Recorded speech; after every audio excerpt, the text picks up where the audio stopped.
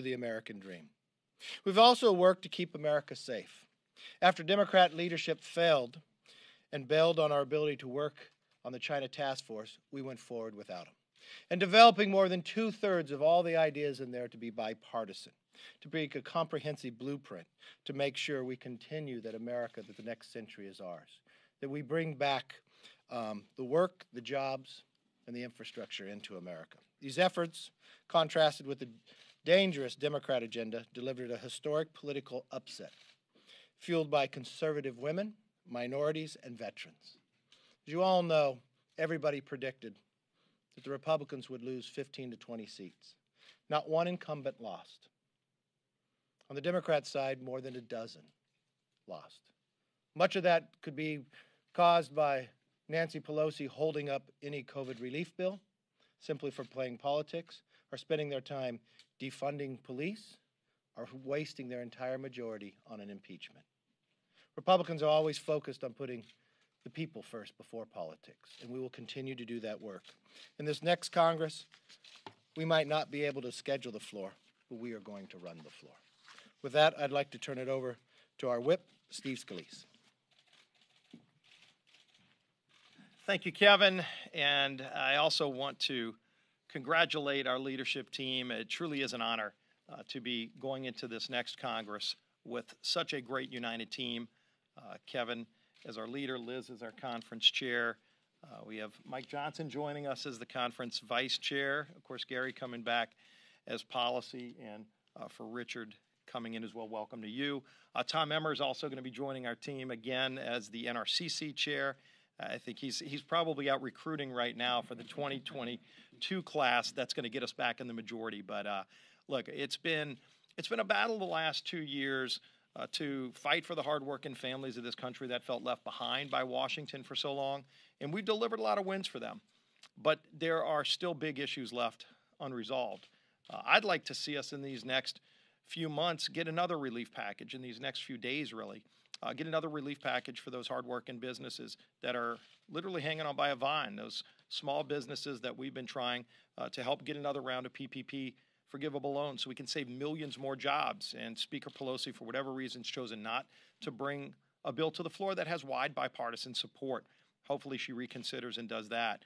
But really over the next 2 years, we know what this fight for the future direction of our country is going to be about. It's truly a battle between freedom and socialism. And you saw voters across the country in all kinds of districts reject the socialist agenda that Speaker Pelosi pushed for these last 2 years. She's going to have a tough decision to make. Does she continue catering to the most radical far-left elements of our conference, or does she work with Republicans to get things done for hardworking families? It's going to be a choice she'll have to make as Speaker, but we're not going to stop fighting for those hardworking families that make America work, that still are counting on us to work together for them. So we're going to continue battling for those hardworking families and fighting for those free market ideas that have always made America the greatest country in the history of the world. And with that, why don't I now turn it over to our newly reelected conference chair, Liz Cheney. Thank you, Steve. And it's really an honor to be here with our leader and our whip, with Mike Johnson, our newly elected vice chair, Gary Palmer, reelected as policy chair, and Richard Hudson, who's going to be our conference secretary. We've just come from our leadership elections, and the feeling in the room and the enthusiasm and the excitement about where we are and about the hard work ahead of us, but the momentum and the energy to get that work done has been really remarkable. We have a tremendous class of incoming members, many of whom themselves have fought these challenges that we're fighting now. We've got 4 members of the incoming class who were born, whose families came to the United States from socialist countries, who've lived firsthand what it means when the government takes power away from the people and when people lose their freedom. And we are all absolutely committed to continue to fight against that and to make sure that the kinds of results that we saw in the House across this country are replicated and expanded in 2024. We also are committed to making sure that we do the work the American people have sent us here to do. As the leader and the whip said, the Speaker, time and time again, has proven that she's more concerned with placating the far left of her party than she is with actually getting things done for the American people. whether you're talking about COVID, whether you're talking about healthcare generally, the extent to which they've embraced socialism across the board. So we're committed to doing the work our constituents sent us here to do, to doing it together in a unified way so that we can deliver, again, in a majority in 2022. And with that, I'm going to turn things back over to our leader. Does anyone want to say? Gary, want to say a few words? Well, I'm really looking forward to the opportunity to serve as policy chair. Kevin provided great leadership in working with us to develop the commitment to America, and it's resulted in historic gains in the House for us, incredible diversity. We really reflect America, but there's one group that's not a part of our conference, and that's the socialists. We have a conference that represents what I believe most Americans want to see. A conference that's committed to putting American families and workers first. I'm proud to be a part of it. Thank you. Richard? Thank you. Richard Hudson from North Carolina. I'm honored to be part of this leadership team. I represent someone who had to win a tough election to come back. I understand what it takes to win back this majority, and I'll be a voice for all the folks in our conference. I'm very excited about us working together in one unified message about what conservative principles can do to make America better for all Americans. And I believe that message is what's going to put us back in the majority in 2 years. Thank you. Mike. Thanks, Kevin. Mike Johnson, Louisiana. I'm really excited to be on this leadership team. We've got a strong one. And we had a very encouraging meeting with all the new Republican members. We filled the whole ballroom over at the Hyatt. This is a really exciting time for us. We know we have I think a fateful 2 years ahead of us, and we're ready for the challenge. I mentioned to my colleagues just a simple thought that comes from Ronald Reagan, and he is the one that reminded our party that it's time for us to raise a banner, he said, of no pale pastels, but of bold colors. He said we need to make sure that the people know we need to be unmistakably clear where we stand on the issues that are troubling all the people. We live in troubling times, but we're very, very confident in our answers, and we're going to paint with bold colors, and we're going to lead this country out of this. We're going to get the majority back, and we think our best days are ahead of us. So I'm grateful to be a part of the team. Thanks, Kevin. Thank you, As you can see, our party, especially in the incoming class, is more diverse than we've ever been. That what makes us only stronger. We won from Miami to New York to defeating a committee chair in Minnesota to Iowa to California, even the Speaker's home state. But I'm proud to say it's my home state, too. And we still have a couple more seats out there, gaining in New Jersey. I think our numbers are going to be well on the way to over 210. It's going to be exciting next 2 years, but we have work to get done this time as well. Hopefully, Speaker Pelosi will have put aside her partisanship and actually put the American public first, especially in a time of COVID, that we can get a relief bill through. When we departed last, we have a discharge petition on the floor for all those people who work for a small business. The billions of dollars that are sitting there that still could be used, or the billions of dollars sitting there for the states. I know Speaker Pelosi had held a number of her Democrats not to sign that discharge petition. If she won't act, we still should. All they have to do is sign the discharge petition. The bill can come to the floor. If they want to vote against it, vote against it. But I watched what they said in their rhetoric back home. Now's the opportunity for them to keep their word. So with that, let me open it up for questions, comments. Yes, sir. How do you square the impressive gains that House Republicans have made in states all over the place with the president's claims of all these widespread voter fraud, irregularities, and so forth? I assume the same elections that were useful for you in California and Minnesota and Florida weren't also, fraud, infested pits of illegality. Well, I mean, I think from one aspect, I've always firmly believed that every legal vote should be counted. Every recount should be finished, just as they're going to do in Iowa in a congressional race. Just as we're watching in New Jersey 7, where the AP had called the race and now they had to pull it back. So I think what the president is saying, the same exact thing. Let every legal vote be counted. We've watched races that we were ahead on in Pennsylvania. All of a sudden, Sean Parnell come behind. When he was ahead by thousands of votes. We've watched races on the recount. Let's finish them all. We've got 2 in California still going forward, so it takes time. I think all the president is saying is let's make sure we take the time that that these races are honest and accurate in the process. That's all. Follow up on that? Sure.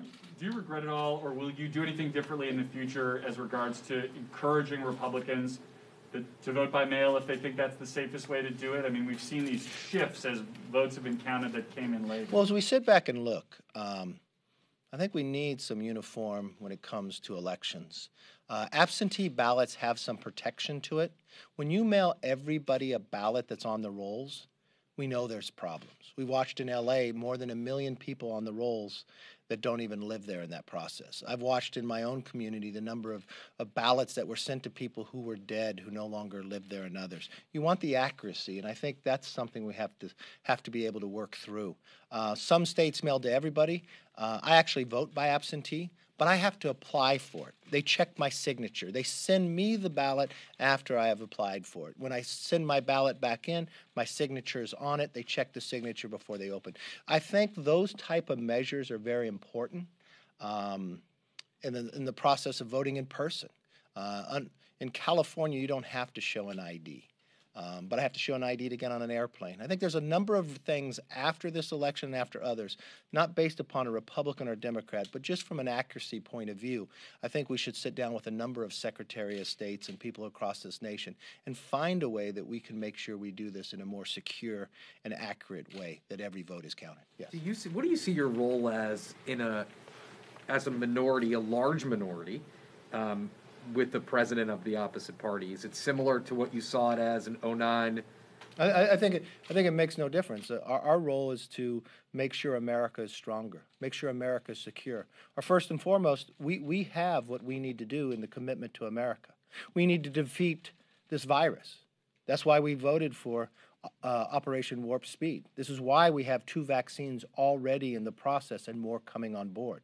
We want to make sure we secure and make our streets safer. So don't defund the police, but add to it. We have an infrastructure bill. We have a bill that actually builds on our economy to add 10 million new jobs. The challenge will be is we'll work with anybody who is in that office, but if they have a difference of opinion, we're going to have to find common ground. And we're not for socialism.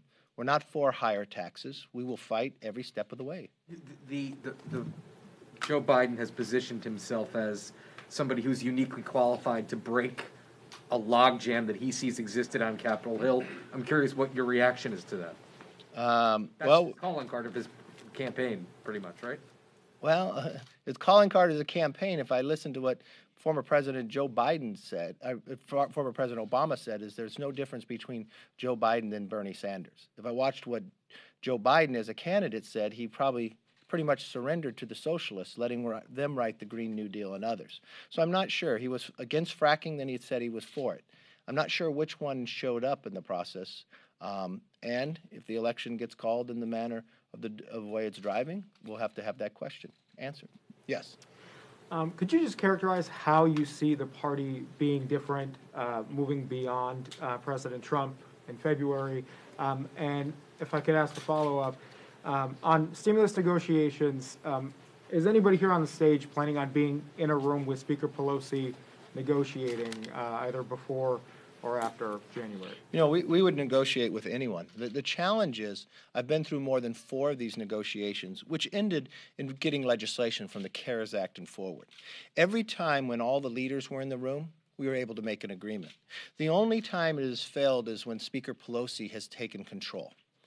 Did it fail on purpose? I would say yes, that was her plan from the start, to harm the economy in the hopes of defeating President Trump. The election is over. I now would hope that she would put the American public first. That would be the critical part. I think the 4 leaders were in the room. We could probably get to an agreement. The difficulty, you've watched the administration themselves prior offering her more than $1.5 trillion, and she declined it. Why? She said, when you want to quote her back, and I might not get the quote right, she doesn't want any checks going out with President Trump's name on it. She doesn't want the president to get any credit. Shouldn't you foremost think, if you're a Speaker of the House, not about who gets the credit, but about what help will go to the American public, for those who are unemployed, for those small businesses that have a dream and watching it collapse simply because government is shutting them down, or to those employees that they strive to want to pay when you have PPP money already sitting here, already appropriated, but you're holding it up time and again. Those are the real challenges that I think should end, and we'll work with anybody to make that happen. But you know, the unique part is, even if the Speaker continues to play games, there's an opportunity, because everybody in Congress is elected by their own constituency. They can sign a discharge petition and make something happen. So the question is, would we work with them? 39 times from this summer forward, we put bills on the floor with an opportunity to vote when it came to relief packages. 39 times the Democrats have defeated it. So the question really probably isn't to us. The question is to them. A guy asked two there, but the first question, if you could characterize how you think the party may look different moving beyond President Trump. Well, you're assuming President Trump is moving on. I think the president, regardless of whether he's president again or he's Citizen Trump, I think he will continue to play a part in this nation. I look at the number of members who got elected. They got elected under President Trump. President helped them get elected in the process as well. And we expanded the party. So how's the party going to look different? It's going to look broader. It's going to reach more people than it reached before. It's going to expand like we haven't seen, from new Americans to first generations to the expansion throughout. I think you're going to continue to see a desire to put America on a path where the next century is ours, that we have rebuilt our military to continue that, to make it stronger, despite what the progressives would want to do on the opposite side. We've watched that we've looked forward in making our streets safe and secure, despite what the other side will want to do about defunding of the police. We watched what we've been able to do with criminal justice, despite what Joe Biden had done as a senator by locking more people up just based upon the color of their skin. So yeah, we'll continue to build on all those things that we believe in. Yes, ma'am.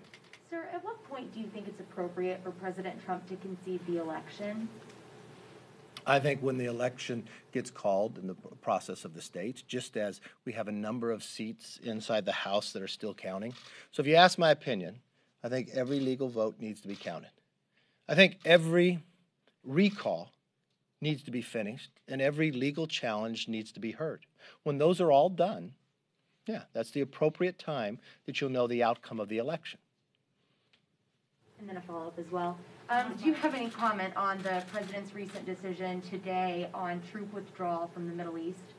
We want to make sure that we honor those who have fought, and we honor our sacrifices, but also our victories within there at the same time. We want to make sure that there are enough individuals that are still there that can protect the embassies and protect the gains that we have made. We're just coming through part. This is something that the president had planned to do. I think at the end of the time, you'll still see a number of American troops there for security. You'll see others from NATO participate as well. We want to see democracy continue to grow. So thank you very much.